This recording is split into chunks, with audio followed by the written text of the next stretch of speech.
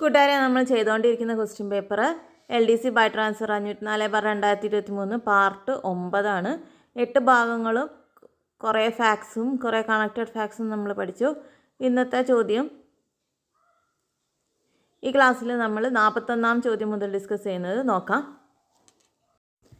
41. താഴെ പറയുന്നവയിൽ ബാക്ടീരിയ രോഗകാരി അല്ലാത്തത് ഏത്? ബാക്ടീരിയ രോഗകാരി അല്ലാത്തത് എലിപ്പനി, ഡിഫ്തീരിയ, ഗോണേറിയ, എബോള. ബാക്ടീരിയ മൂലം ഉണ്ടാകുന്ന രോഗമല്ല എബോള. നമുക്ക് വൈറസ് രോഗങ്ങൾ ഏതൊക്കെയാണെന്ന് നോക്കാം. ഡെങ്കിപ്പനി, yellow fever, SARS, polio, AIDS, മുണ്ടിനീര്, measles, Ebola, chicken pox, small pox, hepatitis, influenza. ഇത്രയും പ്രധാനപ്പെട്ട വൈറസ് രോഗങ്ങളാണ്. ഇതിന് നമ്മൾ കോഡ് ഉണ്ടാക്കുമ്പോൾ സ്ഥിരമായിട്ട് എല്ലാ ടീച്ചേഴ്സും പറഞ്ഞു കൊടുക്കുന്നതാണ് DYSP അമ്മച്ചി. D എന്ന് പറഞ്ഞാൽ dengue, Y yellow fever, S SARS, P polio, A AIDS, M മുണ്ടിനീര്, അടുത്ത M മീസിൽസ്, E എബോള, Cയിൽ ചിക്കൻ പോക്സ്, പിന്നെ അതുപോലത്തെ small pox, H hepatitis, I influenza. DYSP അമ്മച്ചി.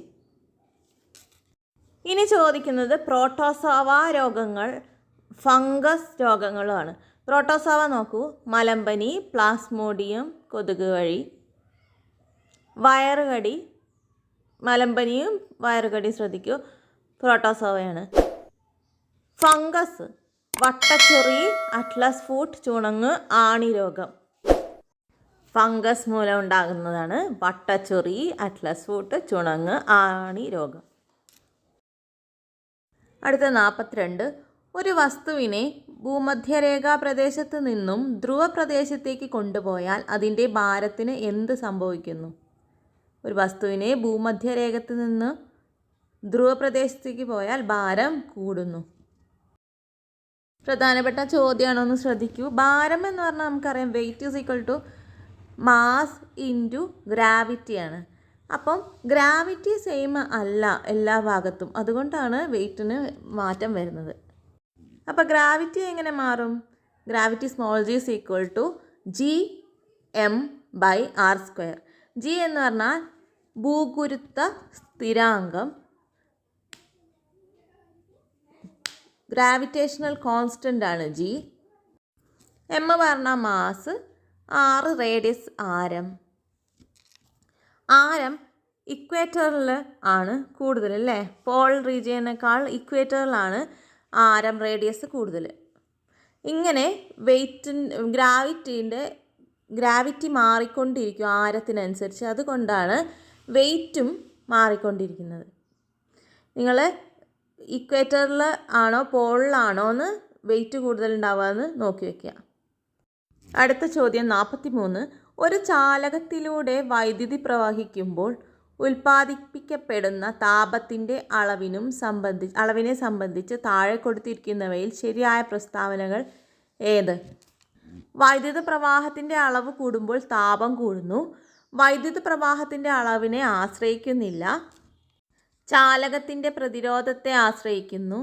ചാലകത്തിലൂടെ വൈദ്യുതി പ്രവഹിക്കുന്ന സമയത്തെ ആശ്രയിക്കുന്നു. ഇതിലേതാണ് ശരിയായ പ്രസ്താവന? വൈദ്യുത പ്രവാഹത്തിൻ്റെ അളവ് കൂടുമ്പോൾ താപം കൂടുന്നു. ചാലകത്തിൻ്റെ പ്രതിരോധത്തിനെ ആശ്രയിക്കുന്നു. ചാലകത്തിലൂടെ വൈദ്യുതി പ്രവാഹിക്കുന്ന സമയത്തെയും ആശ്രയിക്കുന്നു. ഓപ്ഷൻ D ആണ് ശരി ഉത്തരം. 44. ചികിത്സാരംഗത്ത് ഉപയോഗിക്കുന്ന എൻഡോസ്കോപ്പ് എന്ന ഉപകരണം പ്രകാശത്തിൻ്റെ ഏത് പ്രതിഭാസം ആണ് ഉപയോഗപ്പെടുത്തുന്നത്? എൻഡോസ്കോപ്പിലെ പ്രകാശ പ്രതിഭാസം എന്ത്? പൂർണ്ണാന്തര പ്രതിപതനം. 45 നോക്കൂ, ഇമ്പോർട്ടൻ്റ് ആണ്. എർത്ത് റൈസ് പകർത്തിയ 2024 അന്തരിച്ച അപ്പോളോ 8 ചാന്ദ്രദൗത്യ സംഘാംഗം താഴെ പറയുന്നവയിൽ ആര്? വില്യം ആൻഡേഴ്സൺ അടുത്ത് മരിച്ചു. അദ്ദേഹമാണ് എർത്ത് റൈസിൻ്റെ ഫോട്ടോ എടുത്തത്. കൂട്ടുകാരെ, നമ്മൾ പാർട്ട് 9 കഴിഞ്ഞു. ഇനിയും കുറേ ചോദ്യങ്ങൾ ഈ ക്വസ്റ്റ്യൻ പേപ്പറിലുണ്ട്. നല്ലൊരു ചോദ്യപേപ്പറാണ്. എല്ലാവരും നന്നായിട്ട് പഠിക്കുക. തുടർന്ന് ക്ലാസ്സുകൾ ഉടനെ ചെയ്യുന്നതാണ്.